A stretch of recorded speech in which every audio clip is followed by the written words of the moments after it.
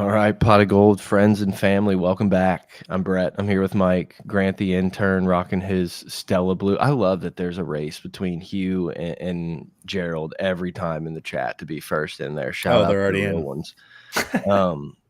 Yeah, I guess member of Stella Blue Coffee, and definitely not wearing a girl dad hat, which is a little suspicious. But Little Grant the sus. intern I in the got a twin building. tail. LSU spring practice. I'm glad Mike said it in the chat because I was completely taken off guard from the beginning of spring practice. And a few days ago, Mike was like, "Oh, spring starts tomorrow," and I was like, "I noticed that an hour ago." It was But like the first time I have not had like a countdown, and I let it sneak up on me. I'm like, "Ooh, that felt good. That felt I really mean, good." I we didn't got anticipate March it. quick. Oh yeah, March is moving. It's the 7th. Yeah, I mean, it's kind of crazy, It's but already almost my birthday. It is no one almost the cares. 11th. No one cares about that. No one. Amber is the color. 3/11 birthday. Yeah. Look at Yeah. that. What a treat. Bitcoin is up. I know a few of us in the room are happy. Grant, especially. Grant especially. I'm enthusiastic these days about it. Baseball is rocking and rolling. That'll probably be the bulk of the pod is spring ball starting up, and You scared me. I obviously was like, LSU "Whoa, baseball hold on." and LSU baseball. No, I mean, like, listen, they deserve a lot to talk about. The last time, and you, Brett, kudos to you. All right, this is the pat on the back of the show for you in baseball. Fidel, Uola. Uoa. It's Uola. Uyoa. Uyoa. Uyoa. It's really not that hard. I practiced it several times all week in anticipation for this, and for whatever reason, I thought of the mustache and I couldn't pronounce it. But I can't tell you. you I called it. can't tell you how happy I was seeing Twitter blow up with like how awesome this guy is when I just threw him in there and you're like, "We're not talking about this." Gave me a big great grin. shot. Every time he threw like a 96-mile-an-hour heater, I just smiled and thought of Brett. Yeah, every time. It's like this. How much better can this guy keep getting? But no, he's kind of cemented himself as one of those middle relief guys that early in the season has been counted upon. A lot of guys have emerged. A couple of the freshmen that we talked about. Our last podcast was, LSU baseball preseason preview. And there was a lot of predictions, a lot of, who's going to step up, what type of roles are we going to play here and there. And, this first chunk of the season, just before SEC play starts, obviously we've got Xavier to roll through this weekend. But after that, we face Mississippi State the following weekend. SEC starts. So we've got a lot of sample size here of who we are kind of leading into SEC play. And man, this is a good team. This is a really good team with a ton of talent and a very deep pitching staff. So really excited. Texas sucks. I mean, the University of Texas blows. They got waxed after us as well. Go ahead. Can I tell you something I'm not the biggest fan of? And that's like everyone just like hammering like the horns down and stuff. Like obviously don't care that it's horns down, but there's this part of me, and look, I'm sure when you're on the team, it's fun to be talking a little shit, but it's like you're the alpha. Like everyone is coming at the king. Like I don't love the fact they make it a thing. The more we talk about it, the more fuel it gives these people for reactions. No, I know, but I'm talking about like LSU shouldn't be the team that's like throwing the horns down. That's for the little guy. Well, like we are the alphas started in the room. I feel like Joe Burrow's game kind of when they blew the cannon through his jersey, it was fair game. We started it for us then, but that shit's been going on for a long time. This is like that's Oklahoma, that A&M. Take Texas out of it. Then if we're like signing shit down to Southeastern and stuff, like that's almost how it feels. It's like Southeastern should be like the anti, like talking shit, getting rowdy in that LSU game of like we're taking down the big dog, and it feels like LSU goes into the Texas game as like the underdog. It's like we got to show it to them. It's like no, guys, you are you are the team that everyone's coming at. The target's on your back. Yeah, no, I get that. Off my They have to stop crying take, about it, but though. They have to stop yeah, I crying mean, about it. fuck Texas. If Like they I'm all keep down crying for about the it, people are just gonna just keep. It's just too easy. It's just and we live in a generation where it's very handsy. I mean, It is. You got to take your mitten off to, yeah, on like it's a second lot of base to there's a lot of hands in our generation, dude. Like A you lot get of on Twitter, symbols. you get on TikTok, everything is fucking like, I mean, there's just always something with hands. Anytime Weird. people are selling products, we're fucking tapping phones. Like it's a fucking problem. So you it's give just them like this, act you like give you've them a been horns there. down, they're gonna do it. But yeah, I'm assuming we're referring to Bear Jones hitting an absolute bomb. And I think that's one of the guys that we talked about from the three from that major signing class, Paxton Kling, Bear Jones, and Brady Neal. These guys have to step up. It's their season, right? Are they going to turn the corner? Early on so far, Bear Jones absolutely has started to answer that bell. And we knew he had power, but now he's hitting breaking balls and shit, man. Last 2 nights, was it last night? The night before? No, it was last night, Wednesday night against Southeastern. He had a sick play at first. I mean, put on a clinic fielding. And that's something that I've been He needs to improve there. It does need to improve. We were also coming off one of, if not the most athletic first baseman we've ever had at the school with Trey Morgan. And so you immediately go to I thought you were going to say Cade Beloso. This big ass, Bear Jones. You expect a little bit, man. You expect him to continue to progress. And I think he has. Paxton Kling last night, Kling Klong. Kling Klong. We started. That's tough. Klong. That was tough. It is brutal. We started to get a little weary about him, 4 strikeouts in a row, and then, top of the ninth, 2 outs. I think he even had 2 strikes on him, and he ropes one down, down the left field line, and in just incredible fashion, drives in the runs, gets a double out of it.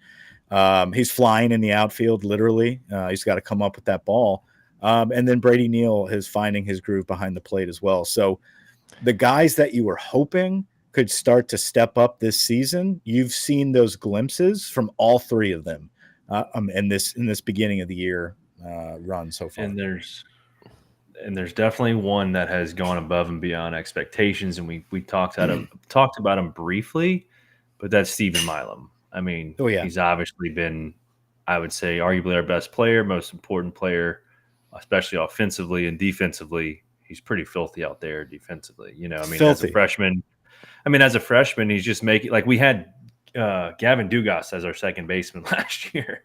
Sometimes I want him at short. Sometimes I'm like, I think Milam should be our guy out there at short. Braswell is not the fastest guy at shortstop, but no, it's all about angles. And you've seen times he has taken bad angles and he's slow. So I don't know what happened there a few times. Can't have both. Can't have both. But then when you least expect it, he's got a great at bat. And he's going to be at least offensively as good as or better than Thompson from last year. I mean, he's already shown.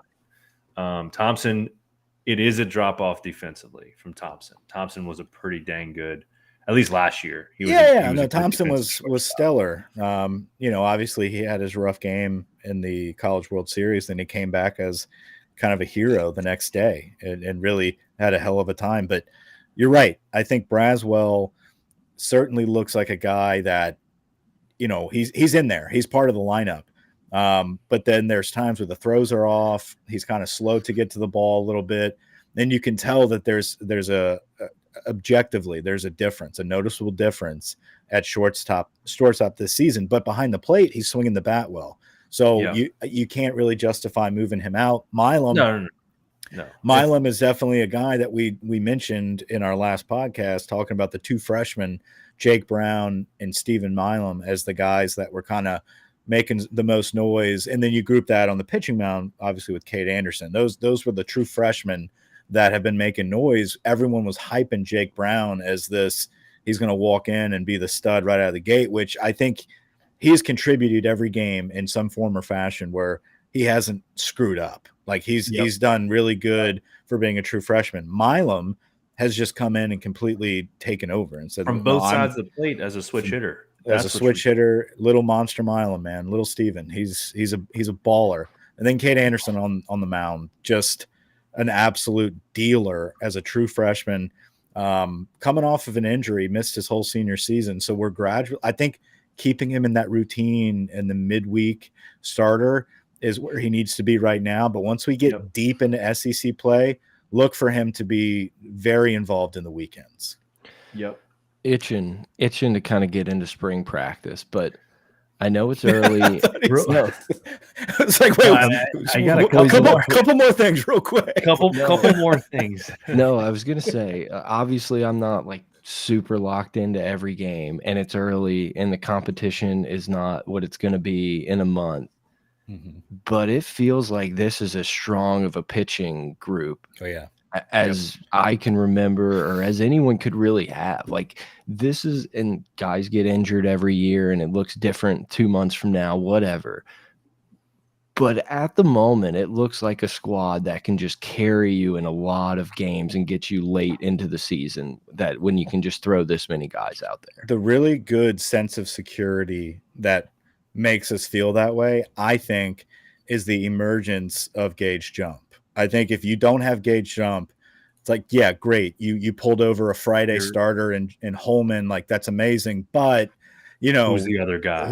You need another like stalwart out there. And I think Gage Jump has just really, really turned heads and made people realize like, okay, you got a 1-2 punch that's really solid right here. And then you got Thatcher Hurd, who will find it. I mean, you almost don't know who your guy is in like the best possible way of that. It's not like, fuck, we don't have any guys. It's like, no, we have so many. I don't really know who is that Friday, like every time getting the ball. Like you could kind of make some arguments for a couple of those dudes right now.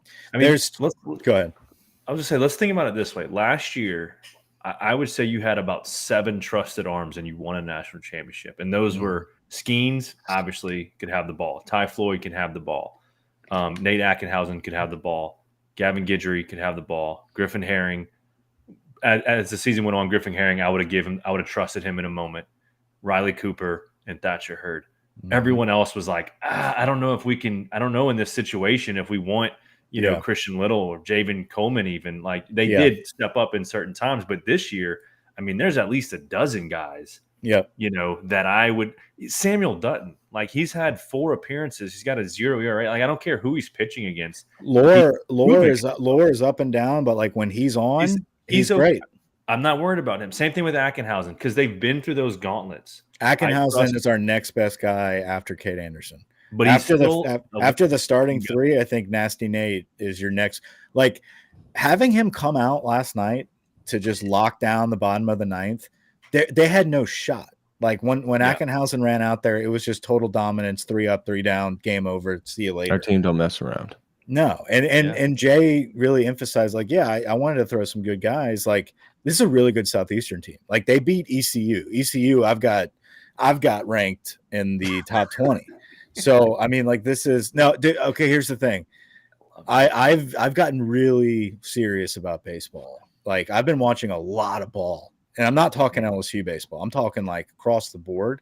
And I'm my most frequent site that I'm on right now is D1 baseball, just monitoring scores because I'm making my own tiers. I'm ranking my own like top 16 because I need to be informed when I make these bets eventually. Absolutely. Like eventually I'm going to get back into baseball betting. I screwed up doing it like week 1. And it's just like, you don't know who these people are. Like, what are you doing? Well, because the books don't know either. So there's some lines in there you can steal some money. Yeah, but then you can also – it just wasn't. So I haven't done anything. You know what I'm saying? As the season goes on, if you're paying attention – yes. They're not paying attention. Right. And you can steal some and I am. And I tell you what. Locked in. I tell you what, LSU is playing really good right now in comparison to a lot of teams. They're ahead right now with where they are, but Southeastern's playing really good baseball too. So the fact that we got that win really helps us moving forward with our power rankings. But also it shows you why he really wanted to go for that W. Pinch running hitters and throwing Nate Ackenhausen. With that being said, I think we're at a really good spot defensively and offensively. I think the bats will always be there with the Jay Johnson team. I actually think they're ahead of the curve here. There's two things that really stand out with this team right now. One, the pitching, their strikeouts. Like these guys are striking out batters. It's pretty consistent. We're like top 3 in the country in strikeouts. Wasn't it like 18 of the first 20 outs in the Southeastern game was a strikeout? Yeah. Yes. Yes. Well, it was 7 of the first 7, and then there was a fly out. I know that. They had like 20 strikeouts, like 3 of the last 4 games or some shit. Crazy. Like I don't know. Like, but they're dealing really well, but like you don't see a lot of players getting walked, man. Like you don't see a lot of those free passes happening right now. And then second, offensively, the discipline at the plate is really far like progressed, in my opinion, for this early in the season. Like usually I'm used to seeing our guys kind of grow into their roles and get out of slumps. And like right now, and it's because of like decisions on when to hold off and, pitch identification. These guys right now are so disciplined. I mean, you look at Bingham last night to have the patience and the eyes to stay off of those pitches and get that walk, to get that, to build up and set up what happened with Fry and then Kling thereafter. That's discipline at the plate. That's not being too aggressive. That's not being bigger than the moment. It's just being within it. That's really critical foundational pieces for a team. And I think Jay Johnson has found that with this team already so early in the year. I am so fucking happy Jay Johnson's our baseball coach. Like it's one of those very comforting things. I love his interviews. I like his post-game rah-rah shit and, moment jumping of the game, with the boys. Whatever it is. It's a young coach, but he's wise beyond his years and appreciation for college baseball. And he's never leaving LSU. Like this is like the Yankees job for him. Like he is obsessed with his job, and that's what you want. He's like the perfect mix of the old experienced, coach that's not going to do much but just sit in the dugout and be stern. And then the opposite end of the spectrum of like the Vitalo or whatever the fuck his name. Like he's that middle ground of like not a complete jackwagon of a young coach, like fiery guy, but also not like Skip Bertman. He's like that perfect middle ground of I feel like what you want. Where you can get another. Like I feel like he should easily get one more championship. No, I think we're gonna look back. I think when you get one early. Yeah, you're going to look back on these years, though, I think, of just like some of the greatest years of LSU baseball with Jay Johnson. And I think this season, it's part of that wave that we're going to be riding. So I think this is going to be a very good team. And I think it's because of Jay Johnson's momentum building off of a national championship, because he knows how important that is. But I also really love that kind of that West Coast vibe that he's got to him, where it's like, no, like if y'all want to like do away with athletics out there on the West Coast, like I'll bring that shit here. You know what I mean? Like I'll take the best players from California. Because in baseball it doesn't matter. Right. Like I'll take the kids from Arizona because I know what this place can be, because I grew up watching and idolizing it from afar. Now I'm going to bring it to the forefront once again this generation. And he's starting to do that. Obviously a national championship goes a long way, but immediately rebounding with a team like this, with a lot of potential, a lot of promise, and a lot of youth. Like there's young guys out there that can't sniff the field that are dogs. I mean, Kucherak's a baller. I think that dude's Larson's a dog. Him and Larson. So that's what I was going to get to is get it. There's a position group that's just kind of a merry-go-round right now, and that's the outfielders. Mm-hmm. Because I think there's no alternative to Braswell. Steven Milam's your second baseman. Pearson isn't hitting good enough even to have his job in the outfield. And he is that off and on guy. He's always been that guy. Pearson, if anybody from that whole crew, is the one that's like, you're the first one we're kind of looking at to move to the bench and put in a Fry or a Jake Brown or Milam at second. Fry is going to have to really take care of his chances because he's going to get more opportunities in the outfield because he can hit. So he's going to have to do that. Ashton Larson, I think he's the one that's been playing first, or has he been in the outfield? First. Larson's been the first baseman. Yeah, Larson, he can probably play both. He can play both. I think I've seen him play both as well. Those two guys, him and Kucherak, I'm like, who are these guys? They're balling out like crazy. We have a question in the chat. Do y'all think Wilson Alexander is a lib? What does that mean? Yeah. Libertarian. Yeah, that's kind of what I took it as too. Interesting. This is a no, State of the Union might be happening. This is not a political podcast. That's why we have so many viewers right now, because no one gives a shit about our government. Everybody's bailing out on Joseph. Yeah, no, I think Milam, though, going back to Little Monster, dude, I think that guy's going to be a phenom for us eventually. Like, he's just going to keep piling on. I mean, he's Altuve. Like, he's so not cocky, but I feel like if I were to pitch him, I'm like terrified. I'm like, he's going to walk or he's going to get a hit. Yeah, he's so low. He's so low. Then he's going to get on first, and he's going to steal. He is like. Did you ever play backyard baseball? Yeah, dude. He's Pablo Sanchez. Yard. Like, you know what I mean? Like, he's talking about the video game. Oh yeah. Have you ever been outside? You ever touch grass? You ever hit a ball outside? No, Pablo Sanchez from the computer video game, which I don't think you can say that. I don't think you can say that. Wait, one of the Kelsey brothers, Jason, said he wants to buy that old franchise and bring it back, which is kind of cool. Retired. Anyway, but that's who Milam reminds me of, is Pablo Sanchez. Just got it. Tough. Tommy White needs to step it up a little bit. I'll fucking say it. I'll say it. I know no one wants to talk about it.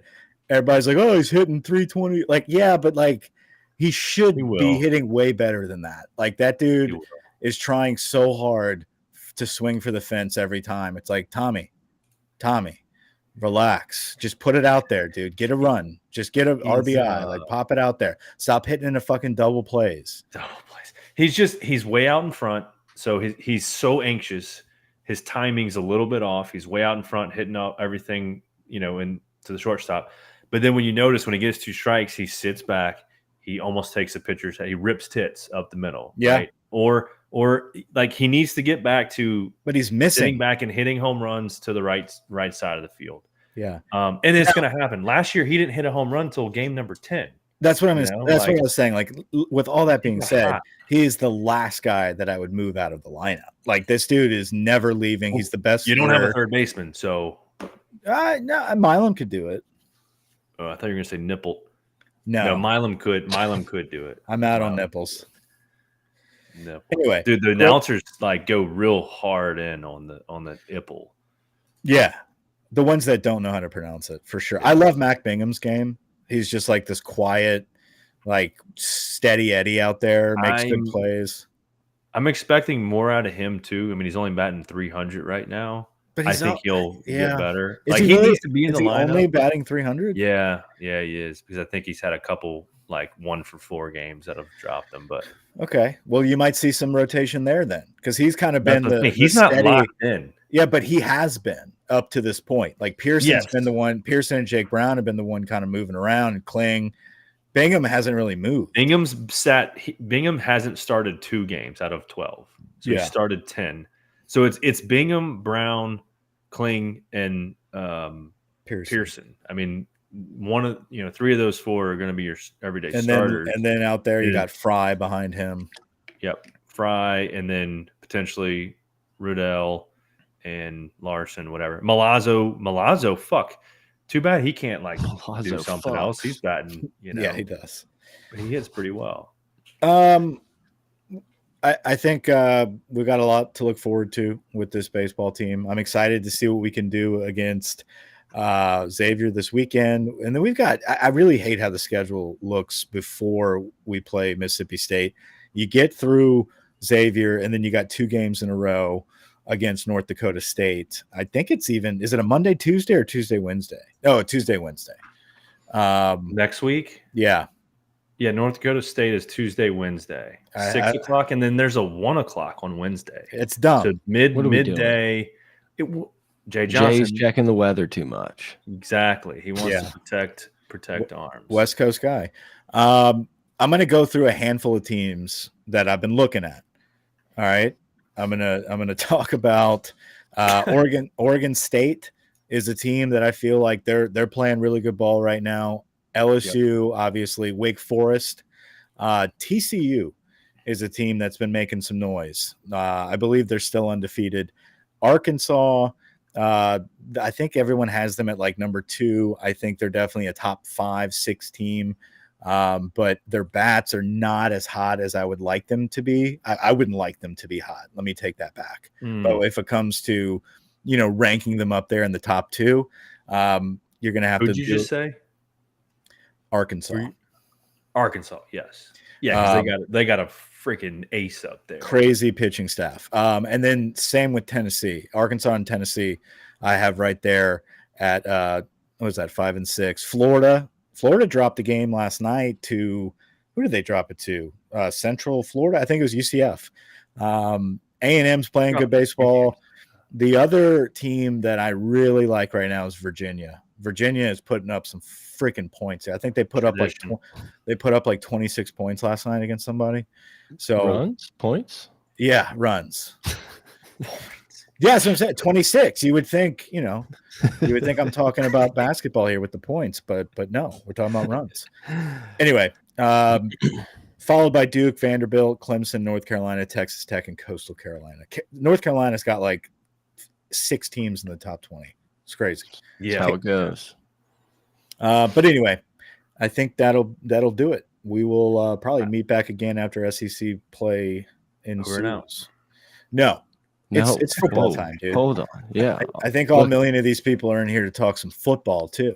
Yeah, everyone in the live chat, do the thumbs up bullshit that everyone cries about asking for. That's the only time we're going to do it. Follow Mike on Twitter. He's dropping bangers. It's all the Facebook viewers we have right now. Well, I guess that's what people are here for. They want us to break down the Corey Raymond segment that we promised on Twitter.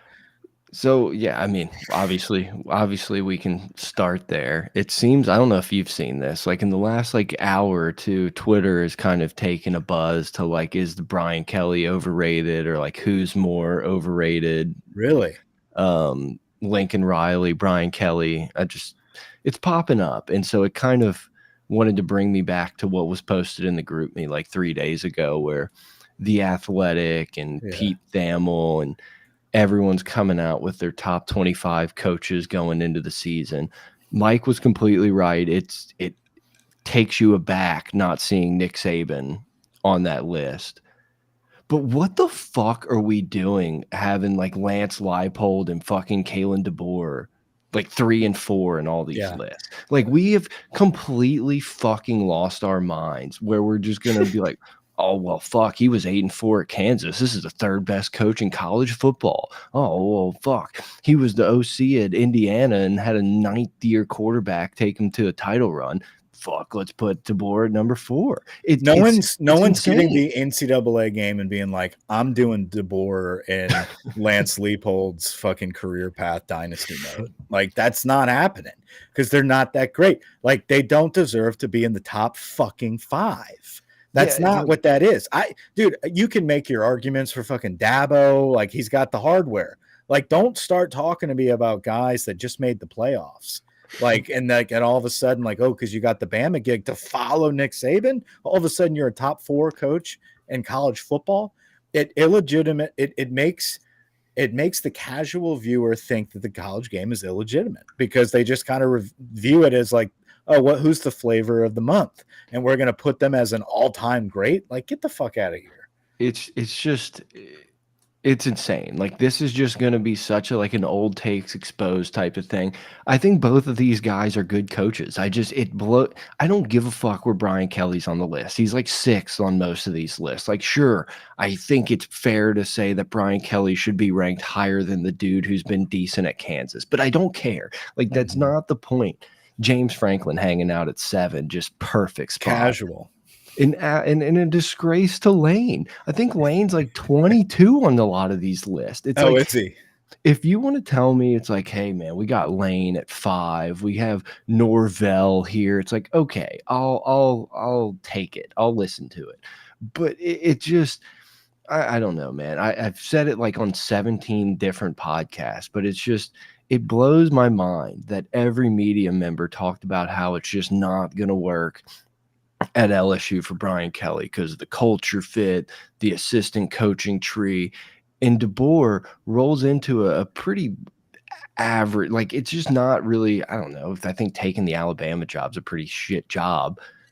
Obviously a good job in general, but to just like automatically just throw this up there is insane. But Fucking Josh Pate's like, he's got one of the best staffs in football. I'm just like, what are we doing? Josh Pate is dating.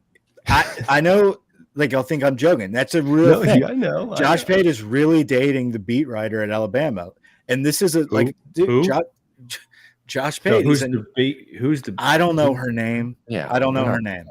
It'd be like somebody dating Leah Van or some shit last year. It's like that's what's going on with Josh Pate. Love the guy to death, man. He's a great guy, but like you can tell the minute he posted that picture of him and her on the sideline and he was getting chummy, it was like Bama was in his mouth multiple times a week. And I think he's got to suck up to DeBoer a little bit because he wants to get in there. He wants to get into those press conferences. He wants to be part of that beat to kind of get the firsthand takes and discussions with the heir to the throne. Now, what I will address the elephant in the room here, who wrote that and who gives a fuck other than us? Cause it's content, but like who wrote that? I mean, I don't know. The Athletic is the Athletic. Says Bruce Feldman. Bruce Feldman. Yeah, it was somebody big. Like it was somebody, but like, and that's what if he would have put. What if he would have put Ed at like 25? Well, it's like, dude, it's like the first week of March. What is Bruce Feldman like? What is he just hanging out and he drinks his cup of coffee in the morning one day and thinks to himself, "I'm gonna rank him. Today I'm gonna rank them, and I'm gonna mess with some people's fucking heads because I'm putting Lance Leipold and Caleb DeBoer in the top 5." And he gets on and he fucking goes to WordPress and does his thing. And I agree. I think the giant problem is that it's a game for clicks. It's like Dan Orlovsky going on ESPN and being like, the 8th best quarterback is actually the best quarterback. Like, if you do something crazy, it's going to get clicks. People are going to quote tweet it. If you just kind of say what you feel, the status quo, like, hey, man, Brian Kelly's 4th, Norvell's 5th, whatever you want to do, everyone just moves on. If you're like, yeah, I think Jaden Daniels is going to be a fine quarterback, no one's going to care. No one's going to write an article about like this crazy take. But if you say Jaden Daniels is never going to take a snap, or like Caleb Williams is the worst quarterback in the last 30 years of the draft, then everyone gets to talk about it. Or Drake May's a project and he's not even the top 10 quarterback. I think I saw that one this morning. That was Sims. And Sims is a habitual offender of this, of like, let me just take the most outlandish topic, because if I say the like probably correct thing, no one's going to care or write an article. What about JJ McCarthy being? He came out of nowhere. Have you seen his fastball on the gym mat wall? Look out! Like what? No, but who was that guy that said that? Like, that was the craziest thing I've ever heard in my life. Compliments to LSU. The fact that Jaden Daniels is. Like no one, like everyone is all aboard now. Like you won't find anyone like shitting on Jaden Daniels now. Like the argument now is Caleb or Jaden. It's not Jaden or Penix or Bonnet. Like it's one. Well, if this were 10 years ago, I could see being like, yeah, Daniels isn't the biggest. I don't know if he's going to hold up. Like in this age of the NFL, this dude is like perfect for the NFL. Like obviously you got to go to the right team, right system, whatever. But I think it's way dumber to say that now, that like, I don't think Jaden Daniels has got it. Yeah. I think Caleb Williams has to really lean into this, like, I'm a fucking bad boy thing. Like this rebel thing. Like it's either going to play out so poorly or like so great. I mean, like his pro day, he needs to show up as like a drag queen or something. And just like, I know he's painted his nails before. I know he's kind of been like edgy, but like he needs to really step it up. Does the vertical and heels. Yeah. Just be like, if y'all want to be, if y'all want the best quarterback of all time, I want equity. And and you're gonna accept this shit that comes with me. I don't know what, like, Caleb Williams is a really good quarterback. I think he gets a lot of he had a bad year. I mean, like, he just did not have the season he had like he did the year before. Jaden Daniels had a better season. I don't think that this dude is a fucking Patrick Mahomes like some people are saying. Yeah, but no one thought Patrick Mahomes was Patrick Mahomes either. Everyone lost their mind when he got taken 16. Like, oh, you wasted a draft pick. You just got to the NFC Championship game and you picked But this they're project. expecting this now from Caleb, though. Yeah, for sure. I don't know. I've mostly given up trying to figure out who's going to be a good quarterback and not, because it's like it feels like so many times guys that I'm just like, this dude's going to be awesome. He just like doesn't pan out. And I really think it just matters where you go. How about Brian Thomas? Crushed it. That was impressive. That was so fun to watch. A total side note, I don't know if this is done all the time or if this was just like a Robert Griffin one-off, but some like big lineman ran like a 5 something and he tweeted out like, adjusted for if he was 190 pounds, he would have ran a 4.2. That was one of the funniest things I've ever seen. If we're gonna like start mathing out 40 times, I was rolling. Yeah, who defined that conversion? Like how do we know that? It killed me. That was like the funniest thing I had seen all week was him being like, adjusted for inflation, he actually ran a 4.28. So like the only variable is weight. So like it's weird because it's obviously not true because we've seen it. I don't know. But I was not expecting Brian Thomas to run that fast for sure. Yeah. I thought, and you know, obviously he's a great athlete, but you always just kind of, in my head, picture him as like this bigger wide receiver that's like not as fast, but more like and obviously it's wrong, but that's just kind of like the mental image in your head of Neighbors being the guy like scatting around, getting quick. And Brian Thomas is just like the really good receiver. But no, he's fast as shit too. Yeah, and I think that's why we tried to force a lot of screens to him. Because like we knew like if he busts through this line, like no one's catching him. He can move. So he's a burner. Excited to see the new crew of receivers, man. You know, we got our first glimpse of a chopped up like epilepsy induced fucking video where we got to see some clips of Kyron Lacy, who I think is going to have a hell of a year. I think he's going to step up this season and be a dude that we've been hoping he can be. I'd like to see 2 hands on that ball. If I'm just being honest here, Lacy is going to be sick. Mark it down, timestamp it 38 minutes and 10 seconds. He's going to fuck us at some point. Like there will be something that happens that totally bones us, but he's going to be nasty. Like he's going to be nasty. This dude is going to be legit. We saw a lot of Aaron Anderson in the little mini clips that we've seen. You're not going to fool me twice. I'm speaking nothing of Anderson the entire preseason. I don't care how many times Shea Dixon tweets out that Brian Kelly says that Anderson's the most fluid slot receiver that he's ever seen in 50 years. I'm saying nothing. No words. Well, I want it. I want it more than anything, but I'm not wishing it into fruition this year. I get it. And I think that the coaching staff feels the same way. And that's why they brought in old boy from Mississippi State. And Liberty. And CJ Daniels from Liberty was brought in case Chris Hilton doesn't, step up there. So I think you've got Chris Hilton and Aaron Anderson, who you want to be the guys. But then you bring in the 2 transfers as, hey, these guys are plug and play if y'all don't step up. Yeah. Or, we're even keel and we've got a nice rotation going. Either way, I think, and help me out with the name here. Is it Zion? Is it Zion Tomlinson or Thompson? I look at who's the Mississippi State guy. I haven't heard his name enough to have it ingrained in my head yet. But that kid, CJ Daniels, Chris Hilton, Aaron Anderson, and Kyron Lacy. Xavion Thomas. Okay. Xavion Thomas. Xavion. Yeah. I said Zion. It's pronounced Xavion. I get it. If I have to hear it, any name, I have to hear it. If you're not a player, if you're not a starter and you're on the bench, I need to hear it be said to me a minimum of like 6 times before I can just fucking pull it. It's Xavion Thomas. Right. I can read it. I don't need you to do it 6 times today. CJ Daniels. I knew that. Jaden's. I knew that. That's shorter. It's quicker, and I think of Jaden when I think of Liberty now. It's his second cousin, twice removed. Anyway, the receivers obviously are going to be ahead of the DBs going into the spring. The DBs were not coached at all for a couple seasons. Let's run that one back. But it's early. The first week, wide receivers are always ahead.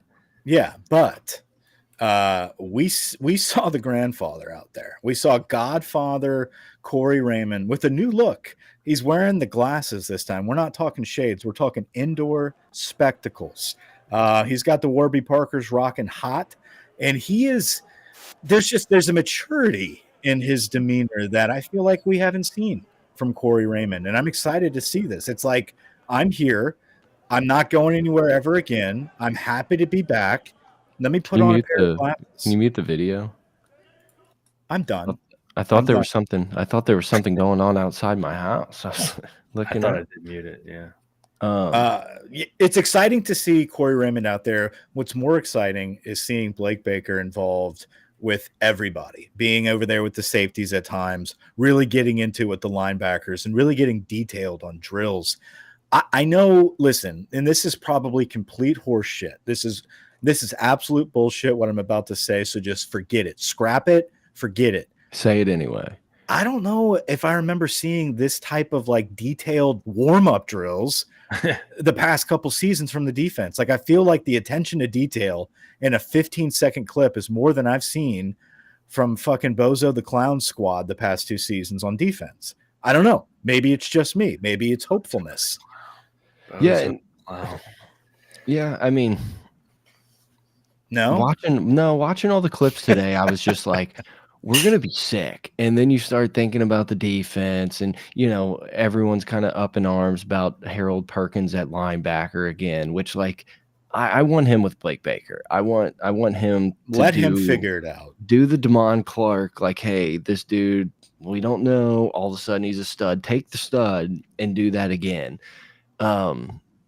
I think our offense is going to be good enough to hide it, but I think this defense is gonna play above their maybe potential this year. Like, it seems like guys like Raymond. I mean, dude, I couldn't love a picture more than the Bo Davis, Brad Davis combo pick that got posted out. Like, that's just the best picture of spring practice so far. Well, you put them at a table, dude. You put Bo Davis, Brad Davis, Corey Raymond, Frank Wilson at a table, and I don't want to just exclude all the other coaches, but like those Godfather type guys that have been in the arena for that long, and they're just like, all right, let's put all our chips in at LSU and let's see what we can make here. I think it's awesome. I think it's excellent to see, and I think we're only going to go up from here. It's almost as if they're like seeing Corey Raymond with the glasses again. It's like he's coaching for Brian Kelly now. It's time to be mature. It's time to we're not paying for contacts anymore. We're going glasses because my wisdom needs to radiate onto J.K. Johnson. I need Jair Brown to step up and be a transfer that can be a plug and play. I need Jordan Gilbert to come in and be a stud safety.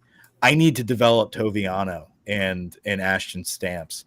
And that's what you're seeing right out of the gate. There's the picture. Look how happy he is. They're at the 4.59. They're eating it up. They're in the slop. Look, I know they're in the indoor. There's nothing I like more than seeing a big old line coach wearing a giant sweatshirt and when it's hot as fuck. It's like, we don't care about the elements. Like, dude, in the hat, elite hat. Look in the lips. I mean, look at these great beard. Those are some stubby fingers. Look at his kneecap. Yeah, that's not a kneecap. That's an extra quad. I was thinking when I saw this picture, it's like, what was just said that was so funny? This had to be a joke about Bo Davis's contract and how hard it was to get him to come here, and like now he's fat and happy, and like, I don't know. I feel like Brad gave him some shit about his contract right now. And then the player in the background, second cousins too, right? Player in the background just has like the biggest arm possible. Is that Danielle Hunter? Who is that? Yeah. I don't know who it is, and I don't think many people know who's on that defensive line right now. So The D-line is certainly not an area that we're going to try to speculate about or break down after our first 30-second clip of day one of practice. We'll save that for probably a month from now, sometime in April. But what we will do is talk about the kneecaps and quads of the new coach because, I think we're in a great spot with him. I didn't see much Peoples coverage. What do you mean? There was a lot of people. Kevin Peoples. Yeah. Okay. I thought you were talking Steeples for a second. I was like, well, he's gone. No. Nuts looks crisp. I'm trying. Look at that. So I'm Doesn't trying even need to touch the ball, dude. I'm trying so hard not to just be like full on. Nuss is gonna be like the best gunslinger on the planet. You're gonna have a little Nuss nut, dude. I'll Nuss nut about it. The guy's like, what is he? Top 3 in the Heisman odds right now. It feels good to just have to have the LSU gonna have quarterback auto in the Heisman. He's gonna have like a 32-6 season. Oh, dude, if we're only getting 6 interceptions out of him, like we're gonna be in business. Yeah, either we neutered him or we won the national championship, or we have a running down everywhere. Yeah, or Trey Holly's back. I think Trey Holly's listed on the roster. I know, I saw that. I mean, hell, somebody said we didn't even actually know. I think Denver Harris was on the roster, even though he was incarcerated. No, but he was no. He was removed from the Holly was not. He was removed from the roster. He was reinstated to the roster. I don't know that for a fact. Someone claimed. I don't think Denver though was ever removed from the roster. He was not in the pictures. He was never removed from the roster, right? Well, that was because he was a minute and a half late to the team dinner, though. That's what they say. That's what Jordy says. Yeah,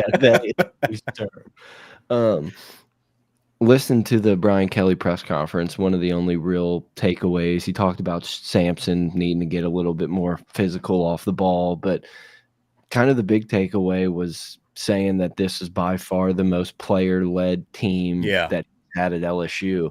And I mean, that's something that he talked about in the first press conference he had at LSU's coach. It's something that we've kind of talked about throughout his term at LSU so far. And the culture that he built and the guys that came before, it seems like it's working. Like this is kind of where we talked about year one after, and maybe, probably even before last year, of the team running the show, and Brian Kelly mentioned that today in his press conference. So that gave me some good feels. You know what else I'd really love to see is the way Caleb Jackson looks right now. That dude looks like a freak. I mean, he always has, but he's the type of kid that I feel like is just like a weight room warrior that every year it's like, oh, there's a new muscle. Like this dude's just going to get bigger, more shredded, and looks like a Saquon Barkley by the time he's out of here. Like he looks good. Yeah, but he's got to, gonna have to sit behind Josh Williams for another year. What about I'm not kidding. Yeah, that's happening. What about Mason Taylor? I'm looking at this freak of the week that he got. He looks like a grown ass man. Mason's going to benefit from Nussmeier. I think he's going to be good there. Mac Markway's getting some play, but tight end's going to be fine. Yeah, I mean, like, dude, we have so many guys at tight end that should be getting some run. Yeah, I feel like when Taylor had his run as a freshman, it's like we had nobody else. What is sneezing? There's no one else here. That's my dog. That's my dog. I was like, it sounds like a human sneeze. Yeah, no, we're getting rowdy on the floor behind me. Yeah, no, I think when he first had to play as a freshman, there was really no other competition. I think Cole Taylor. But then you fast forward, it's like Mason Taylor's great, dude, but like there's a lot of players in that room now that they're going to be rotating around, and somebody's going to have to fucking step it up and really take it. Junior 3318 is trying to get in our heads. Don't let it happen. You know what that means? That means Grant's been shilling to his He's been boys. shilling. He's been shilling. I know exactly. He's been texting like, guys, okay, I know a guy who's been talking about this for years. And since we're at the all-time high, I think now is the perfect time. 50 minutes into the pod. Bitcoin bros. Let's go ahead. Let's steer away from that spring practice and talk about making some money. Gerald has a Gerald has a little tidbit in there for us. They had Major Burns with the linebackers today. I could see it. Major Burns is a number 18 sticker. Stick on our clipboard. Okay, I was about to say Fearless. Come on, man. I could see Burns transitioning to back. I'm assuming that would be already. I would assume that would be kind of in that like hybrid role of like the third safety, maybe, you know, kind of maybe where we had Greg Brooks at the beginning of the season last year. That's what I would take away from that. Maybe I'm crazy. Maybe he's just going to bulk up and be outside linebacker with a neck roll. Harry Coleman. Whatever. Yeah. Whatever. Did y'all see Caden Durham running track? Yes. This dude can fly. He can move. Caden Durham's going to play as a freshman at LSU at running back. He absolutely will, especially if Trey Holly is in prison. Like if Trey Holly's on trial and like can't play, Caden Durham is going to be that dude a lot sooner. Free Trey. Make no mistake. He's innocent. I know, just calling back home, Mom, all I need to get some reps this year is for the guy ahead of me to be incarcerated. That's it. Yeah, anyway, I'm not going to go down that path, but I think Trey's going to be fine and he's going to be back with us. I think it's a misunderstanding. If it's not, you're going to see a lot of Caden Durham a lot earlier than expected. He doesn't win this. You know who wins it is actually the dude pulling away. So Caden Durham came in second. The winner is our actual wide receiver commit for next season. Yeah. So, or did we just sign him? Is it Ja'Cory Washington? Jelani Watkins. Yeah, but Watkins is an LSU guy. So like we're just fucking killing the track in Texas right now. I don't know, man. What else has been going on? So fast. Mike Tyson? Yeah, man. What are we doing here? It's like I didn't know he could even walk right now. I mean, you would think this is like, I don't know, Caitlin Clark or Angel Reese challenging Michael Jordan. It got more laughs before we recorded. It did. I don't know. There's gotta be something else. What else happened? Clemmer. Yeah. NC Clemmer. Hold on. They have enough coverage. Is there any golf talk? Yeah, Full Swing. Checked out Full Swing.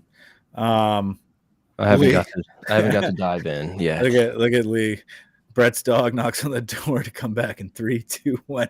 Leela always, literally always. You got nothing. I think, and look, I hope Lee enjoys this. I haven't spoken to this dude in what, a decade.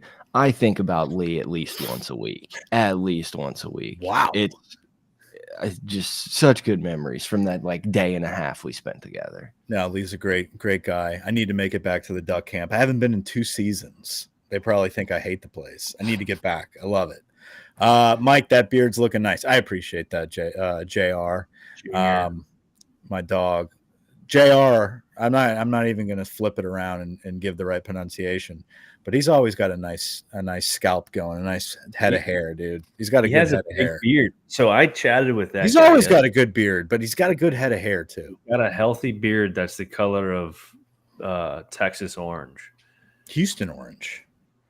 No, well, like Astro orange. What are we doing? We're going way too inside here. Yeah, I feel like people are just like popping in left and right all of a sudden. We're already an hour in. We have to like figure this out here. Yeah, we can't leave with 60 people in the live chat just hanging out. Pop some questions. Get some action in here, boys. Grant's got a hard out in 5 minutes, but we don't. So wait, you haven't watched Full Swing? You didn't get to the Netflix because it wasn't your Netflix. You got locked out. Yeah, finally, like I watch majority things on my phone, and it was just like, you don't live at this home, but my TV downstairs still works. So I've watched like 10 minutes of Full Swing so far. I need to get back in it. My biggest issue is logging into the ESPN app to try to watch these fucking baseball games. So like, does it log you out like every week? Yes, it's insane. And my phone though stays loyal. Like we're good on the phone. I'm on the Roku's that's logging Is you it out? is it ESPN No. Plus or is it ESPN Plus? Because if it's ESPN Plus, what you really should do is probably use Hulu. Like watch it. Charges. That's how I watch like all the golf streams and stuff. Instead of going to shit ESPN app, I just watch it through Hulu. Well, Too bad. And I'm worried like I'm gonna forget my password. Like it's bundled with like Verizon. I don't know. Like there's so much happening. And like I'll get it in on my main TV. And then for whatever reason, like that TV won't have the ESPN app anymore because I got a new TV. It's like, oh, I got to go upstairs and do it, but I can't log in. And I'm freaking out because I'm missing us play fucking VMI, you know? Like that's where we're at. One problem that I really wish ESPN app would fix is being able to select like your favorite sport team. Like why can't I pick like LSU baseball? And so have any sort of customized feed. Yeah. Any type of, or like golf. Like golf is always at the top actually with ESPN Plus, which is fine. Because ESPN wants your ass in the seat. They want you stationary. But I don't need to see all the other BS that they have, like highlights and 30 for 30s. Like I will, if I want to watch that, I will search for that. I don't want to search for my team. Do people watch that? ESPN is Coinbase, Grant. Ooh, it's true. Yeah, it's the big guys who are completely incompetent. Eventually, they'll get to strike level. Yep, I get it. And Ledger wallets. No, I don't promote Ledger. You got me on Ledger. I know. I have one. I don't like it. I don't like them. Fuck them. They've sold my data so many times. You would be blown away with the amount of scam emails and texts and shit I get because of those fucks. Yeah, I wouldn't be surprised. I still get Coinbase knocking on my door every morning in Gmail. Your Coinbase account looks lonely. Like that's my first email every morning. But we do also need you to take a picture of your license again. Those fuckers. I got an email from them today, and it was like, one of your recent deposits didn't fully go through. If you don't deposit this within the next 24 hours, it was my fault, but it was pretty alarming. So going back to the point at hand, because it totally went over everybody's heads. Is Jake Paul just going to beat the shit out of Mike Tyson? And we're just going to have to sit back and be like, this is a great show. Thanks, Netflix. As soon as I saw it, I immediately was like, okay, I'm not going to pay the $20 or whatever it's going to be to watch this. And then I found out it was going to be on Netflix, which is like kind of cool. But now the entire world is just going to fucking tune in hopes we see like a 20-year-old Mike Tyson just absolutely fucking destroy a YouTuber. And Jake Paul's probably just going to like bully this old man, or I don't know. It's hard to ever bet against Iron Mike, but it's just going to be so demoralizing. When's the last time you bet on him though? Oh yeah, I mean there was you had to actually have a bookie the last time Mike Tyson fought. That's what I'm saying. It's hard not to bet. I mean, he hasn't been around. But like, God, how nice would it be? Everybody's like, Tyson's going to throw the fight and make millions. Maybe, but I don't know. They used to eat like pigeons on the roof, right, or some shit. I'm dreading it because it's like there's just like one way it feels like this plays out, and it's fucking Jake Paul like getting carried by like 7 other YouTubers that are multimillionaires you've never heard of before, and just like drinking prime energy water. Like, shoot me. I'll say this: he had a decent documentary about himself, a biodoc or whatever it's called. 3, 2, biopic. 1. Yeah, like a biopic. I gotta go. I thought you said you had to leave in an hour. It's 9 o'clock. Oh, at 9 o'clock. We haven't been recording. No, you got 30 seconds. Oh, okay, 30 seconds. We'll do that. That's cool. Grant's gonna get in trouble. I don't know. I feel like there's more stuff out there, but I've run out of gas. Yeah, we're out of gas. We recorded for an hour. Everybody that jumped in late and gave up on Joe Biden's announcement and all that bullshit, go back and watch the show. Go back. We got a lot of good meat in there. LSU baseball's doing well. Spring practice just started. Corey Raymond's wearing glasses. We love y'all. Angel Reese is still working that ass. Anyway. All right, guys, I gotta go. Y'all can hang on. I think we'll just close it out. We'll close it out. All right. Thanks for joining the live chat. Be back next week. Love meats. Love meats.